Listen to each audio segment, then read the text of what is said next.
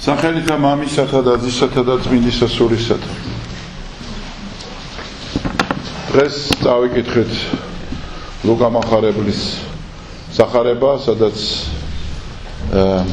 მოთხრობილია თუ როგორ მოყვა მაცხოვარმა ერთი პატარა იგავი. და ეს იგავი ეხებოდა ცათასასუფეველს. და საერთოდ ცათასასუფეველი, რომლისკენაც ჩვენ მივისწრაფვით, ხო? 64 ეგრეთ წოდებული. თუმცა 64 მაინც სხვა შინაარსის არის.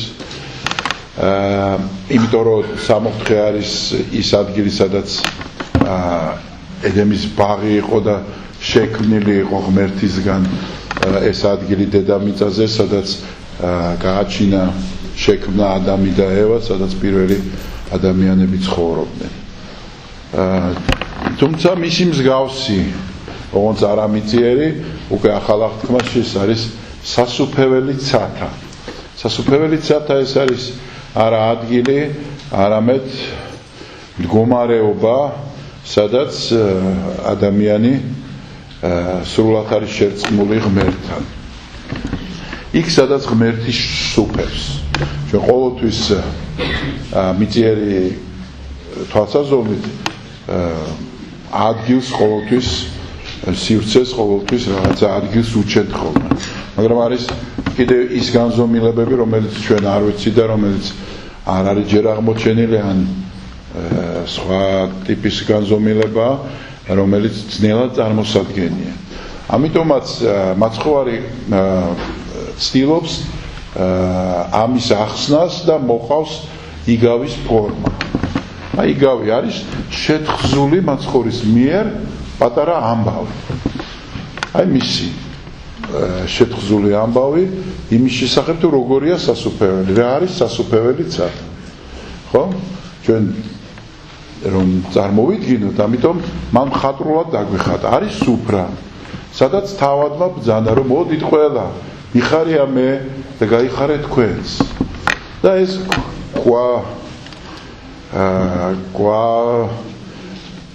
გვისახავს იმას, რომ ადამიანი შექმნილია სიხარულისთვის. იმისთვის, რომ ღმერთმა და უქმნელმა, შეუქმნელმა ღმერთმა გააჩინა ადამიანები იმისთვის, რომ მათ იხარონ და გაიხარონ ღმერთთან ერთად. იმიტომ რომ ის, რაც ღმერთმა შექმნა, არის კეთილი, კარგი და სასარგებლოა ადამიანისთვის. და ამ სიხარულის წვეულებაზე იწვევს იმ ხალხს, ვინც არის მის ირგვლივ. და ეს ხალხია ყველა, რომელსაც მოუწოდა. ხო? და მოწოდებულმა სტუმრებმა თქვენს უარი. ზოგმა უთხრა, რომ მე აგარაკი ვიყიდე, უნდა წავიდე ვნახო ის. ზოგმა უთხრა, ცოლი მოვიყვანე და მასთან ერთად მინდა ყოფნა. ზოგმა უთხრა, რომ ხარუღელი ვიყიდე და მისი გამოცდა მინდაო. და ესეთი შემდეგი მიზეზებით დიდი ბოდიში მოუხადეს და განეშორენ ესე იგი პურის უფალს. და ეს მიზეზები, რომელიც არის ჩამოთვლილი, ჩვენთვის შეიძლება შემთხვევითია. არა? მაგრამ რა არის ცოლის მოყვანა, სახლის აშენება და ხარირემი, ახალი ხარუღელი და ახალი თქვა სახნავ სათესი მიწა. მაგრამ ეს არის სწორედ ის მიზეზები, რომლითაც იმ დროში ძველ ებრაულ სივრცეში ადამიანს შეეძლო არ წასულიყო ომში. ის არ დაეკავებიათ ომით, იმიტომ რომ ახალი ცოლი ყავდა მოყვანილი. ამიტომაც საჭირო იყო ბავშვის გაჩენა, რაღაცა რომ იცავდა თავის ქვეყანას, უნდა დაეცვა გულით. და ამიტომაც რაღაცა უნდა ქონოდა დასაცველი. ასევე სახლს როცა აშენებდა ადამიანი და ასრულებდა, ასევე როგორც სახნავ მიწა. მოკლედ ძალიან ღირსეული მიზეზებია. ეს არ არის უბრალოდ ახლა ჩვენ გვეჩვენება ესე და სახლის აშენება, მაშინ აგარაკის ესე ადვილი არ იყო. არც ცოლის მოყვანა იყო მაშინ ესე. რამდენჯერაც გინდოდა იმდენს მოიყვანდი. მოკლედ ძალიან სერიოზული მიზეზები იყო უარის სათქმელად. მაგრამ განურისხდა უკვე. და თქვა რომ წადითო და აი ქუჩაში ვინც არიან დაიჭირეთ და მოიყვანეთ. წავიდნენ მოიყვანეს და თქვეს რომ სუფრა კიდევ ცარიელია. და აი ძალით შემოიყვანეთ ხალხი. და აი მე უკვე ძალით შემოყავთ ხალხი და აღიფსო ტაბლა და გაიხარა პურის უფალმა ხალხმა გაიხარეს და დასხუნდას მაცხოვარი ესე მრავალნი არიან რჩეულ ხოლო მცირედნი ჩინებულ ხოლო მცირედნი რჩეულ ბევრი არის მოწოდებული ქრისტეს გზაზე და ცოტანი არიან ესე იგი რჩეულები მრავალნი ჩვენ ხვდება ყურში და გონია რომ მრავალი არ ნიშნავს ყველას ძველ ქართულში მრავალი ნიშნავდა ყველას ანუ მრავალი ნიშნავს სულ ანუ ყველა მოწოდებული კაც არ ტოვებს ღმერთი რომ არ მოუწოდოს მაგრამ ცოტანი რჩებიან რჩეულები ჩვენ ეკლესიამ თავის ისტორიის მანძილზე გადავს სხვადასხვა ეპოქები და ჩვენ ვხედავთ დღეს რომ ეკლესიური ცხოვრება გარკვეულწილად განიცდის რეგრესს ანუ ხალხი არ კი არ ემატება მარტო ჩვენ ხო არა ვართ მთელ სოფლიო ცივილურ სამყაროს გულს კი არ ემატება არამედ აკლდება ხალხი და ხშირად წუხან რომ აი რატო არის ხალხი რატო აკლდება ესე იგი ცუდი სამოდელოება ყავს ესე იგი ცუდი არ არის კარგად შექმნილი წმინდა წერილი არ ვარგა რაღაც მიზეზებია გარეგნული რომელიც გამოც ადამიანები არ დადიან ეკლესიაში და არ ეძებენ ღმერთს მაგრამ აღმოჩნდა რომ თუ ადამიანს მისცემ თავისუფლებას ის ნაკლებად გახდება რელიგიური და თუ სავსე იყო ჩვენი ტაძრები თქვა შუა საუკუნეებში და ესე იყო ყველგან მთელ სოფლიოში ну ცივილურ ევროპას გულისხმობ ხო მხოლოდ იმიტომ რომ ეს იყო არა თავისუფლების არამედ წესის საქმე რომ შენ რო იყავი მოქალაქე რომელიღაცა ფეოდალის ღრმა და ასე შემდეგ შენ ნაყოფილიყავი ქრისტიანი და ამიტომ ხალხი უნდა ყოლი როგორც კი თავისუფლდება ადამიანი იმ წუთშივე გაურბის თვალი მიწისკენ მტიერი სურვილებისკენ და რაღაც აი ამ სურვილების შესრულებისკენ როგორც კი საშუალება ეძლევა ამ სურვილების შესრულების კიდევ უფრო ავიწყდება ღმერთი ხო პატერიკებში ძალიან ბევრჯერ წერია უამრავ ადგილას როგორ ავიწყდება ადამიანს ღმერთი როცა რაღაც მოხდება და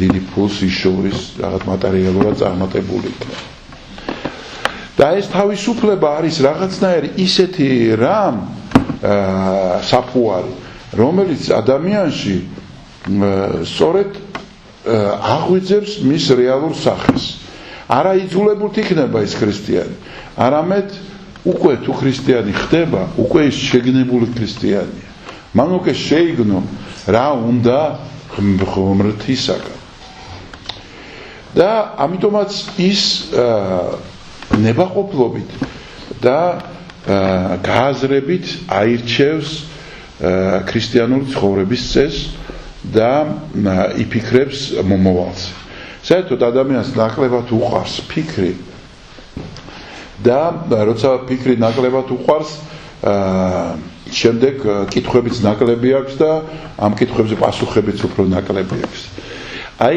ჩვენ რო შევხედოთ ქრისტიანულ სამყაროს არა ნახავთ რომ იმისთვის რომ იფიქრო გჭირდება დრო აი მოცალეობა არის ეგეთ ძველ ქართული სიტყვა მოცლილი ახალ ქართულში მოცლილი უნდა იყო ადამიანი ფილოსოფოსი ხო ვიძახიან ფილოსოფოსი მოცლილი ზის და ფიქრობს აი ესევე რელიგიური ადამიანი რაღაც არამატერიალურ რაღაცას უფიქრდება. ამისთვის სჭირდება განმარტოვება, ამისთვის სჭირდება სიმყუდროვე, ამისთვის სჭირდება წიგნების კითხვა, პედაგოგის მოძებნა, მოძღვრის ძიება. ანუ სხვა სამუშაო სივრცეში გადადის, რომელიც გარეგნულად უსაქმურობას ნიშნავს. მაგალითად, ვეფხვის წყალშანსიც არის ეს სიტყვა მოცალეობა. ოღონდ იქ არის მიჯნურებზე. თუ ვინმე შეუყვარდა, მაგარი მოცლილი უნდა იყოს, რომ სიყვარულზე იზრუნოს და იფიქროს და მოკლედ მთელი წეროს პოემები, ხო? და მე სიყვარულის საქმე აღასრულოს და ანუ მოცლილობა ამ ხრივ ადამიანს სჭირდება სწორედ იმიტომ, რომ ღმერთიც დაინახოს და მასთან კონდეს ეს ურთიერთობა. აი ნახეთ კიდევ მეორე რა არის, რომ თუ დღევანდელ სახარებას დაუჯერებ და ნამდვილად დასაჯერებელია, ყველას მოუწონდა. აი ადამიანი თუ რაღაცა თქვა 10%-ია, ხო? რელიგიური 100%-ში. რატო შექმნა ღმერთმა ისე ადამიანი, რომ არ უნდა მას თავისუფალი როცა გახდა, აღარ უნდა ღმერთის ძიება.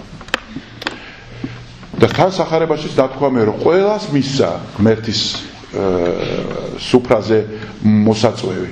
ყველას მისცა. ესე იგი, ღმერთმა შექმნა თუ არა ისე ადამიანი, რომ ის ბუნებრივად იწყებს ძიებას ღმერთის. და პასუხი არის ესე, რომ შექმნა. მართლაც ესეა. ჩვენ რო ვთქვით, რომ თქვა ძალიან ცოტა ჩინებული, ანუ ქრისტიანი, ეს იმას არ ნიშნავს, რომ დანარჩენი რელიგიურები არ არიან. რელიგიურები არიან, მაგრამ აქ არის რელიგიების აღრევა, ცრუმორწმუნეობა, მჭყიბავობა, ჰოროსკოპების დაჯერება, ყველაფერი ის, რაც ღრმა რელიგიურ აზროვნებას მოწყვეტილია. და მხოლოდ ამ სურვილების დაკმაყოფილების სივრცეშია გადასული. იმიტომ რომ ჩემი მიზანი თუ არის, რომ აი რაღაც მოვიპოვო აქ კეთილდღეობა, მაშინ ყველაფერი უნდა გამოვიყენო საშუალებები, რითაც მე ამას მივახცე. მათ შორის არის აი სწორედ ეზოთერული საშუალებები, ხო? როცა შენ ბუნებას გამოიჭერ და მას მართავ. აი მთელი თქვა ეგვიპტური რელიგია ესე იყო, რომ აი შენ თუ ფლობდი ღმერთის სახელს, ნუ ღმერთების რომელიღაცა ღმერთის სახელს, მაშინ შენ მას ფლობ და შენ ის უკვე გემორჩილება და რასაც ეთქვი, იმას აკეთებს. გესმით? აი ეს იგივე მჭყიბაობა, მარჩიელები და ესენი ჯადუები რა არის, ხო? მიდიხარ შენ და აძლევს შეკვეთას, რომ აი მე ის მიყვარს და შეაყვარე ჩემი თავი და ის რაღაცა მჭყიბაობას ააკეთებს და შენ შეგისრულებს სურვილს. ანუ მე მინდა რომ ფული ვიშოვო და აბა გაჩხიბე, რომ მოხდეს ეს. ანუ რელიგიური ადამიანი კი რჩება. უბრალოდ ღმად რელიგიური არ არის. უბრალოდ სწორედ ზე რელიგიური არ არის, იმიტომ რომ ჩვენ თუ რელიგიას დავარქმევთ ყველაფერს, რაც ღმერთის ირგვლივ ხდება, სხვა რელიგიებს, მაშინ ქრისტიანობა არ არის რელიგია. იმიტომ რომ ამ რელიგიებისგან დამახასიათებელი ნიშნები კი აქვს, მაგრამ მთავარი არის განსხვავებულობა. რა არის ეს განსხვავებულობა? აი სულ მე ვცდილობ ხოლმე ჩემს გადაგებებში და საერთოდ ჩემს ცხოვრებაში ვეძებო ის, რაც ქრისტიანობა განასხვავებს ყველაფერს სხვა რელიგიებისგან. რა არის ზოგადი რელიგიური და რა არის უნიკალური ქრისტიანული მოვლენა. აი მაგალითად უნიკალური ქრისტიანული მოვლენა შეიძლება ვთქვათ, აი ესე ჩამოვაყალიბოთ, რომ ყველა რელიგიისგან განსხვავებით ქრისტიანობა არ გპირდება კეთილდღეობას. აი წარმოუდგენელია ჩვენ ეკლესიაში ახლა ჩვენ შეიძლება ბევრს გაგვიკვირდეს, რას დავდივარ მე ეკლესიაში თუ კეთილდღეობა არ მექნა და თუ უბედურებაში გავეხვიე და თუ ფეხით ჩამომკიდეს, მაგინეს, მლანძღეს და საბოლოოდ დატანჯული რაღაც ქუჩის ბოლოს მოვუხდე. აი ნახეთ, არ გპირდება. როგორც კი დაძდევენ მაცხოვარს რომ მოდი ეს გავაკეთოთ ის გავაკეთოთ პეპე გახდი გვერდში დაგიდგებით მოვიპოვოთ დიდება ნახე რაღა გვაკლია ესე იგი იმას ავანტყოფებს განკურნავ მტრებს აღადგენ საჭმელი არაფრისგან მოგავს წარმოიდგინე რა აკლია ადამიანს მე სრული მესია ისეთ როგორც ებრაელებს წარმოედგინე მაგრამ აღმოჩნდა რომ არ პირდება და ის დანაპირები რაც არის ყველაზე მთავარი მაცხოვრის არის საიდუმლო სერობა გახსოვთ საიდუმლო სერობა რაღაც პატარა საკვებია და ეუნება აი ეს არის ღვინო რომელიც არის ჩემი სისხლი ეს არის პური რომელიც არის ჩემი ხორცი ამას გაძლევ თქვენ ზოგადად პური და ღვინო ჩვეულებრივ შევხედოთ ამას რაც გვაძლევ პურს და ღვინოს ამდენ სწავლობ რაღაც ერთს ვაკეთე და პური და ღვინოს მეტი რა ვუხში არა იმიტომ რომ თავის თავს კვირდება ამიტომ არ არის რელიგია იმიტომ რომ ყველა რელიგია კვირდება მომავალში რაღაცას სასუფეველს საკვირველია 64-ს ასე შემდეგ იმ სიამოვნებებს რომელიც დაგაკლდა იქ გექნება ამიტომ არ არის ამ ხრივ რელიგიათა თანატოლი ქრისტიანობა იმიტომ რომ ის კვირდება თავის თავს აი მე ვარ ეს და შენს გახდები ეს და მე ამბობს მე მდევნეს თქვენც გდევნე მე მლანძღეს თქვენ გლანძღავენ მე მომკლეს თქვენც უნდა მოკლან თუ ხარ ჩემი მოწაფეები ამით გიცნობენ და კიდევ რითი გიცნობენ რომ იყვარებოდით ურთიერთავს ყველაზე დიდი სიყვარული რომ გეკნება ხალხი იტყვის ვინ არის ეს ხალხი ვისი მოწაფეები არიან რომ ამ ხელა სიყვარული აქვს იმის და მიუხედავად როგორ ექცევიან მათ იმის და მიუხედავად რომ არაფერი სასიხარულო მათ არ გააჩნია დევნიან აწვალებენ აწამებენ ჯვარზე აკრავენ მათ უხარია და იმიტომ რომ ქრისტეა სიცოცხლე ქრისტეა სიხარული და ქრისტე არის ნეტარება ამიტომაც ამას როცა ადამიანი ოდნავ მაინც შეეხება როგორც მაცხოვარებს დიდი ვაჭარი რომელიც ერთვალს იპოვის რომელიც ყველაზე დიდია და მთავარი ყველაფერს გაყიდის და იმას იყიდის ეს არის ქრისტე ის თვალი არის ქრისტე თუ შენ ამას შეეხები მე უკვე არაფერი აღარ არის შენთვის ეს ფერადი კამფეტები და წყვიალა სათამაშოები ხო ბევრ ადამიანს ეს ცხოვრებაშიც აქვს გადატანილი ქრისტეს გარეშეც როგორ ფერმკრთალდება ცხოვრება როცა ძალიან ახლო ადამიანს დაკარგავს არაფერი აღარ არის ცხოვრება არაფერი აღარ გადარდებს ამ ცხოვრებაში აი ესია ოღონდ როცა ქრისტესთან ხარ ეს კი არ ფერმკრთალდება სხვანაირ ელფერს იძენს ყველაფერი სიხარულით სავსეა და გაჟღენთილია სიცოცხლით იმიტომ რომ სადაც ქრისტეა იქ არის სიცოცხლე ვერ ჩერდება სიკვდილი ვერ ჩერდება ავანტყოფობა ვერ ჩერდება ბოროტება ვერ ჩერდება სიძულვილი და უსიყვარულობა ამიტომაც აი დღევანდელი სახარება არის სუფრაზე ან სათასასუფეველს სადაც ერთად არის ღმერთი და ადამიანი სრულ ერთად ყოფნაში და ამისკენ ვისწრაფით არა მომავალ ცხოვრებაში არამედ აქვე ამჯერად ამჟამად ამ წამს როცა შენ სული გიდგია სუნთქავ და გიხარია რომ ქრისტიანი ხარ და ქრისტეს მოწაფე ხარ მე თქვა დაგლოცოთ და გაგახაროთ ახალ წელს გილოცავთ თევზი ჭამეთ ვისაც გინდათ ვინც ძალიან მომარხულები ხართ არ ჭამოთ საერთოდ არაფერი ვისაც გიხარიათ და გინდათ რომ თევზი ჭამოთ ჭამეთ შეგიძლიათ სხვა რამე ჭამოთ რაც გაგიხარდებათ მაგრამ თევზი არის ხოლმე ესეთი ძალიან კაცრი გაფრთხილება აგერ მეც დეკაროსტები მაძლევდნენ ხოლმე შენიშნებს რომ თევზს როგორ ჭამენ ნუ ვეუბნებოდი რომ ცოდვილი ვარ მეთქი ღმერთმა დაგლოცოთ და გაგახაროთ გილოცავთ ბედნიერები იყავით და საქართველოს მიდღესასწაულოს ახალი წელი მთელი სიხარული და მთელი სისავსე ბავშვებმაც ახალგაზრდებად ბებრებმაც და ემათაც ვინ არიან